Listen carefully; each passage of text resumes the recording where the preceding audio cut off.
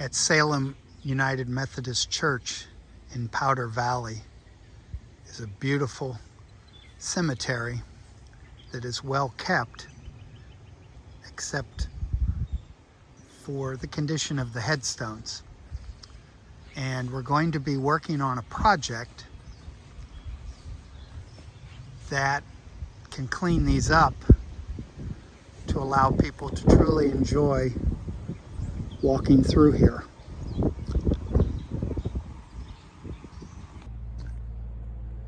I'm now back on Thursday, and some of the stones have really cleaned up on their own. What I'm going to do is douse them with water and go at them with a scrub brush, and then I will show you what they look like after that. This one here, I can pretty much read everything. I think it says in memory of Thomas Walter, born 1819, died 1898. This first one is already legible after I scraped off the moss and went at it with a scrub brush. It's Carolina R. Miller, born 1819, died 1920. I'm going to rinse it off with a bucket of water now.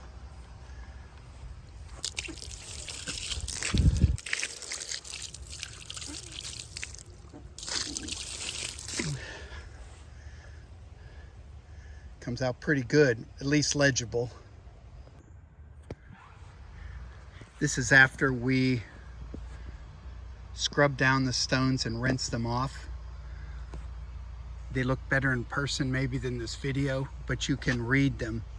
This one's Carolina K. Miller, 1849 to 1920. This one says Mother Mary Coons, born 1821, died about 1906.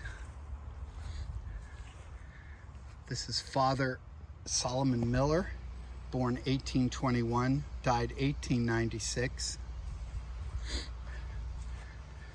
This one is Thomas Miller. I think the top line says in memory in Pennsylvania Dutch. Born 1819, died 1898, and underneath it, it says 2 months and 3 days. And then this little stone, which we need to repair, cleaned up pretty well. It's another Miller. I don't know the birth and death date. If you think you would like to have your loved one's stone brought back to at least a legible state, we'll be providing a link for a suggested donation. Granite is easier than marble in terms of cleaning up, but we appreciate the opportunity to clean up the cemetery.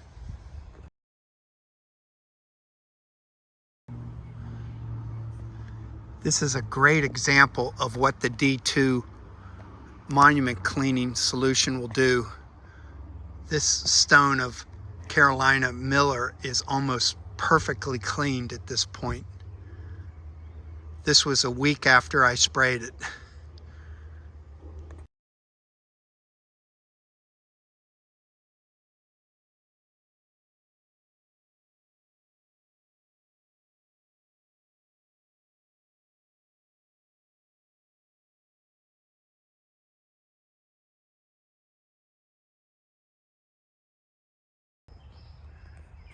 We're giving extra attention to the veterans. Jacob Miller fought in the War of 1812. He died in 1862. This was an unlegible stone, and now you can read it.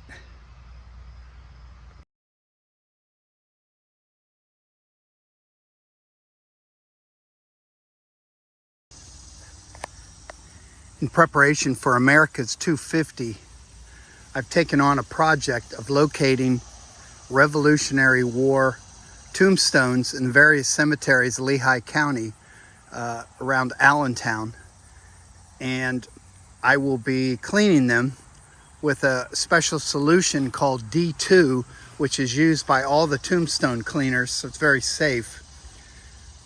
what you do is you spray it on the stone, let it sit, scrub it off, and then over time the sun will bleach it back out again and make it readable. We're thankful that the stones have these bronze plaques at the base so you know who these people are. I'm at Zion Lutheran Church in Zionsville today. They have about 7 or 8, and then the other churches in the immediate area probably collectively have over 20, but I'm sure there are a lot more. I'm going to be cleaning these, and then I will show you what they look like after an initial cleaning. Now it's been sprayed, we can scrub it with a scrub brush and try to bring it back to life.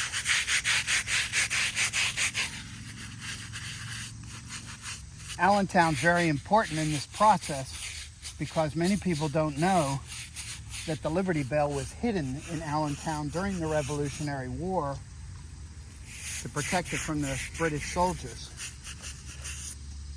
I have no idea how many Revolutionary War soldiers are buried in Lehigh County, but I would guess it's well over 100.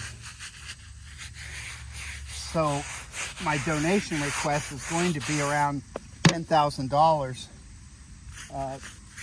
to cover the cost of travel and the cleaning solution, which costs about $65 a gallon. Hopefully you can make a donation. Once it's scrubbed, you rinse it off, and you may have to go back once on it, but the sun will bleach it out and then you'll be able to read it. Here are some finished work. You can also go to my GoFundMe page to donate. We also take care of family stones if you would like to donate toward cleaning them. Today we're at Jerusalem Western Salisbury Church in south of Allentown. This church started out as a log cabin church in 1741. The sanctuary you're seeing today was built about 140 years later, with some additions put on 100 years after that.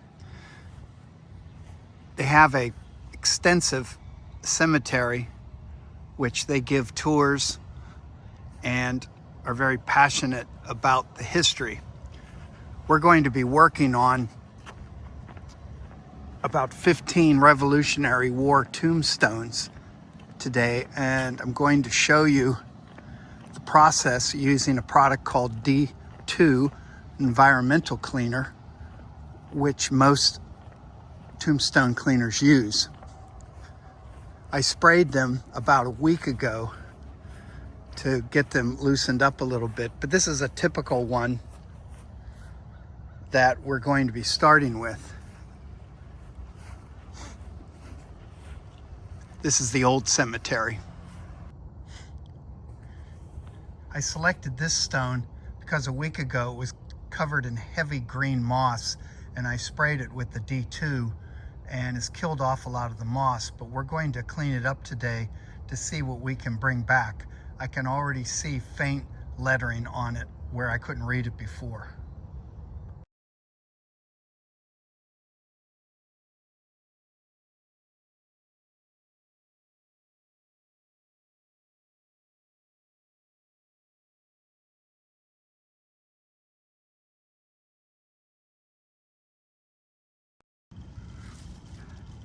You can see that there's now legible lettering on here. I'm going to let it dry and then take a final picture of it to finish this video.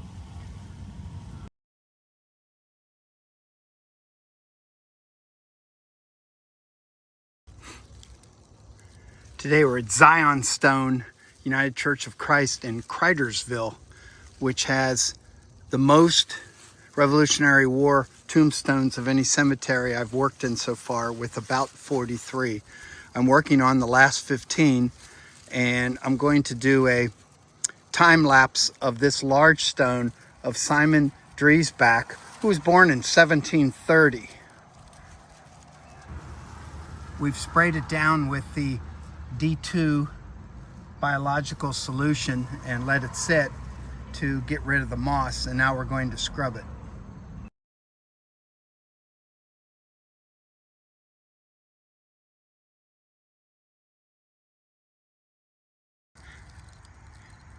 After I rinsed it, I went at the letters with a toothbrush to clean it up even more. This is a nice one. In about 2 weeks, this stone will be very white and very readable. It's all in Pennsylvania German.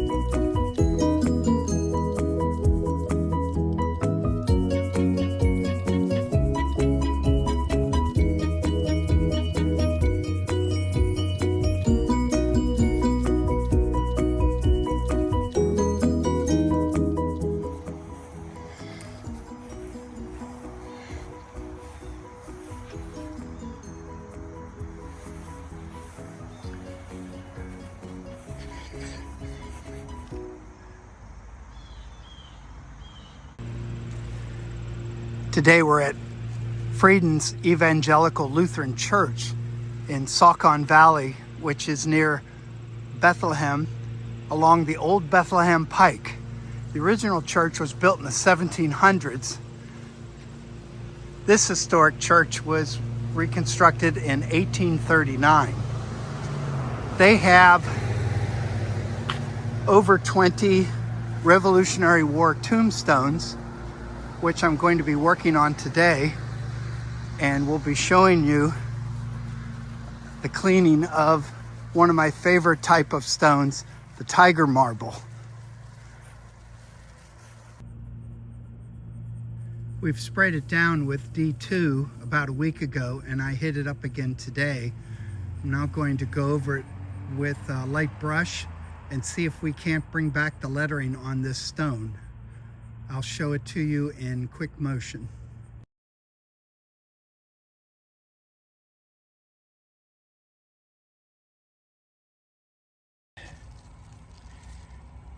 Here's a small tiger marble stone that I really can't read.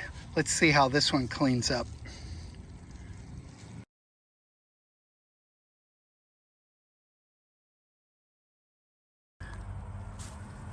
The tiger marble came out pretty nice.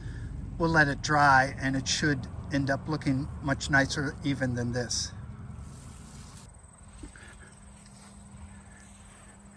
These are after they've dried a bit. They'll continue to look better as time goes on. A lot of Pennsylvania German.